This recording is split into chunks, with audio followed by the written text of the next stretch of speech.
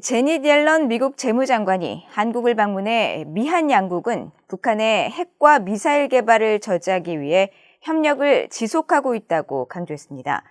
또 탄력성 있는 공급망 구축을 위한 한국과의 협력을 강조하면서 국제 질서를 위반하는 국가들은 가혹한 결과를 초래할 것이라고 말했습니다. 첫 소식 조상진 기자가 보도합니다.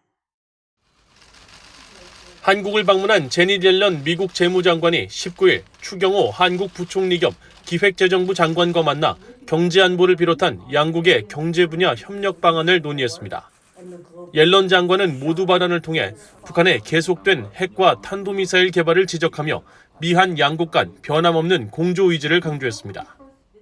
The United States and Republic of Korea continue to work in lockstep to limit North Korea's continued development and proliferation of its nuclear and missile programs.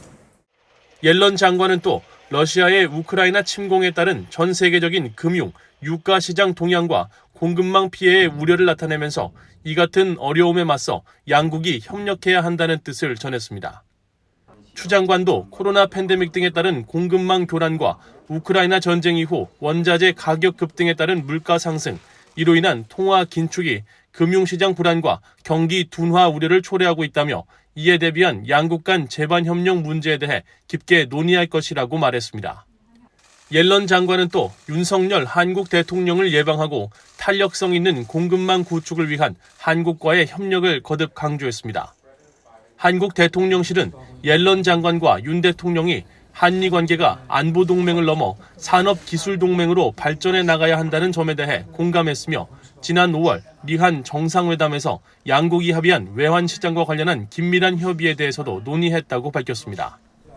또 윤 대통령은 옐런 장관의 방문으로 양국 간 글로벌 포괄적 전략 동맹 관계가 경제 안보 분야까지 확대되는 계기가 됐다며 환영의 뜻을 표하고 전 세계적인 인플레이션 문제를 언급하면서 국제 공조와 양국의 적극적 협력을 통한 해결을 강조했다고 전했습니다.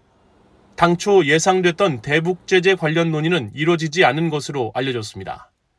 앞서 옐런 장관은 이날 오전에 서울 LG화학 연구개발 캠퍼스를 방문해 시설을 둘러보고 공급망 구축을 위한 한국과의 긴밀한 협력 필요성을 강조했으며 특히 공급망 질서를 해치고 국제 질서를 위협하는 세력들에 대한 대응 의지를 분명히 했습니다. We will impose harsh consequences on those countries that abuse or break that order, as we've demonstrated with our unprecedented response to Russia's aggression. 옐런 장관은 독재 정치를 하는 국가들은 세계 경제에 큰 타격과 압력을 주고 있다면서 중국 같은 나라들이 경제를 방해하거나 지정학적 지렛대를 행사하기 위해 특정 분야에서의 시장 지배적 지위 활용을 허락할 수 없다고 말했습니다.